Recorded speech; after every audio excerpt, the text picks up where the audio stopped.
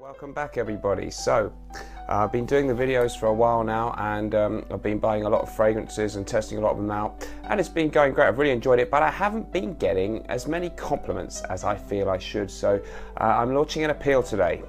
I've heard there's a group of 4 fragrance experts out there. They used to be part of an American military unit working as a seduction unit behind enemy lines because their knowledge of fragrances was so good. They could spray the right thing for any occasion and seduce enemy agents to get secret information out of them. Something went wrong. There was a botched operation, and these guys were used as scapegoats. They were accused of overspraying apparently, and they were sent to a military prison. Thankfully, they busted out, and they're making their way in the world now as fragrant vigilantes, scented soldiers of fortune, musky mercenaries. And if people are struggling to get compliments to find the right fragrance, and if they can find them, then just maybe these guys can help. So I've heard that you guys call yourself the Fragrance A-Team, and I'm calling out to you. I need help. Please help me get some compliments. In 1972, a crack commando unit was sent to prison by a military court for a crime they didn't commit. These men promptly escaped from a maximum security stockade to the Los Angeles underground. Today, still wanted by the government, they survive as soldiers of fortune. If you have a problem, if no one else can help, and if you can find them, maybe you can hire the A-Team.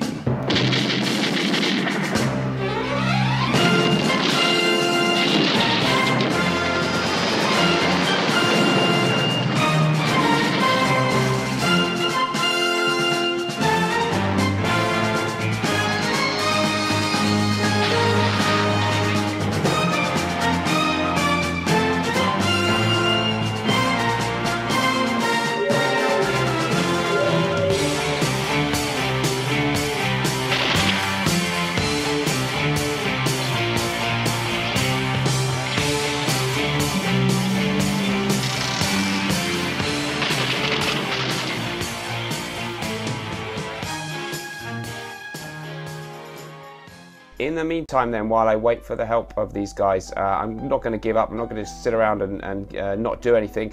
And I found something that just might get me a compliment or two, I think. So it's the original formulation of Dolce Gabanna Pour Homme, the made in Italy version, which apparently is a lot better than the reformulated recent versions. So I'm really excited to review this Italian classic today.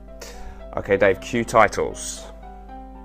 Yeah, with this one, Dave, let's just put some music in there, but something nice and fresh and modern. You know, think like what Jeremy Fragrance has on his videos. Let's just try and, you know, let's try and update the channel, be modern. It's YouTube, you know. Let's not try and be too cultured or clever here. Let's just have something nice and fresh and modern and simple, and nothing too pompous or overbearing or silly in the titles. Okay, I want to be, you know, I want to be up there with Jeremy Fragrance and people like that with their fresh modern style. Okay. Great, thanks, Dave. I know you won't let me down. Great.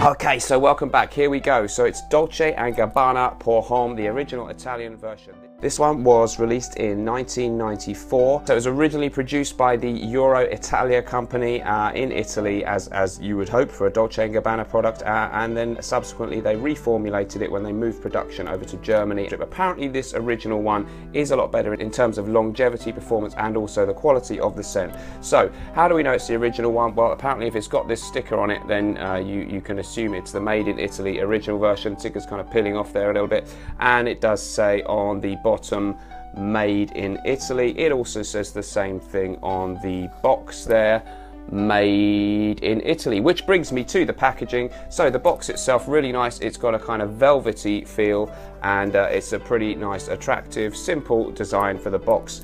The bottle itself, extremely simplistic and nothing special, but somehow I think it's really tasteful. I think I really like it. Let's get on to the notes on Dolce Gabanna Pour Homme. Top notes are bergamot, orange, mandarin, neroli and lemon. In the mid we have lavender, sage, tarragon, cardamom and pepper. And we have base notes of sandalwood, cedarwood, tonka bean, musk, tobacco, iris and coumarin. So how does it smell?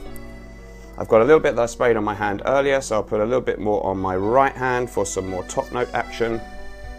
So it's got quite a nice complex smell. There's a really nice citrus freshness which I really enjoy, but there's this complexity coming through from the sandalwood and the cedarwood and the tonka, and there's musk in there and there's tobacco. Also there's this kind of herbal, there's some aromatics going on there. The mid notes are all kind of herbal aromatic things, so you've got things like lavender and sage, and they're blended in there really nicely, and it really all blends in really nicely. And for someone who's not a huge expert on notes like me, the overall impression is just a very nice, fresh, clean, interesting, woody, little bit herbal, tobacco-y, sweet scent that is just really inoffensive but not dull. They've really managed a nice trick there. It's likable, I think, to anybody, and it could be a really good all-rounder. So the smell is delightful, refined, elegant, a little bit linear, but extremely well done. So it's one of those fragrances that somehow doesn't blow you away by being anything too spectacular in terms of, oh, it's got an amazing, this note or that note is amazing, but it just blends into a really nice Dolce & Gabbana Pour Homme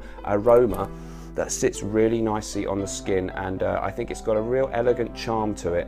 It does smell pretty much like a designer scent. It doesn't smell like a niche scent, but it sort of smells like really the best of all designer worlds. So I'm really impressed by the scent on this one.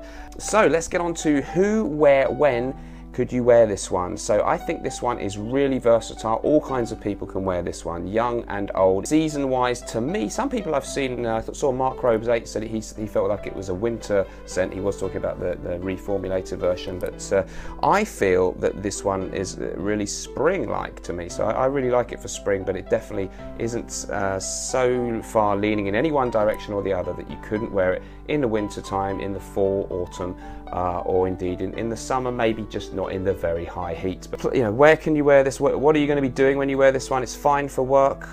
Don't go too crazy on the trigger because it does perform quite well, but yeah, I think it's really nice, interesting, sophisticated scent for work. It's good for casual daytime kind of occasions. In terms of romantic occasions or trying to attract the other sex, this one's a really interesting one, and in my desperate search for compliments, I'm going to be trying this one because I've tended not to pick it up so much in the few weeks that I've had it. I keep trying all my niche ones and my Aventus and supposed panty droppers, but I'm going to give this one a go, and one of the things that's influenced me to do that is one of the classic reviews of it by Coach Rob. So that the legend of the fragrance reviewing community, Coach Rob, reviewed this and said it was a really great fragrance for attracting women. In fact, according to Rob, this one could be your wingman. So he says, if you ain't got no boys that you hang with, who've got game, then this could be your wingman. So what does Coach Rob mean by that? To translate, what he's trying to say is if your male companions with whom you socialise perhaps are lacking in witty repartee or bravado, which may help to interact with members of the opposite sex, in other words, they don't have what is known in American street parlance as game, this could be your wingman. This could attract ladies to think that you're really attractive and nice, and you don't need to hang out with anybody else who's backing you up there. This could be your backup man. This could be your wingman. So according to him, the expert on what the ladies spray and how much he says, or what the ladies, depending what day it is, how the ladies say he spray. His famous catchphrase, of course, is depending what the ladies say determines what I spray. Great one. And I've got my own little perversion of that, where I like to think how much the ladies flirt determines what I squirt. And this one could have a high flirt factor. It's really likable, it's refined, there's nothing weird or old manish about it. and it's got character. So let's see how we go with this one. I'll hope to bring some footage wearing it ASAP. Okay, so performance on this one I found to be really good. I've only worn it in daytime, I have to admit, but it's hung around a long time on my skin and on my clothes, and I really like the performance on this one. So projection, I always say, is difficult to judge, but certainly it hangs around a long time and I can get good whiffs of it throughout my wearings for several hours. So performance is good. Okay, so yes, I don't think I perhaps have to rush out and buy Dior Sauvage just yet. Just, you know, it's a scent I'm not that crazy about. I might have to capitulate though and buy it because everyone says it gets loads of compliments, but I'm still determined to stick with scents I really like and find influence and find interesting and get some compliments or some happiness in my life from those. And I can't help but be reminded of that great song by, what's that guy's name? Pavarotti, that great song that he wrote that ends in that line, Vincerò, which in Italian means I shall win. And I feel that way with this one. I'm not going to give up. I'm not just going to go out and buy 1 million or Dior Sauvage, neither of which really do it for me. I'm going to stick with scents I like, and I shall win. I shall get a compliment, and I shall have success with my fragrances and with a vintage Italian gem. Vincerò, Vincerò.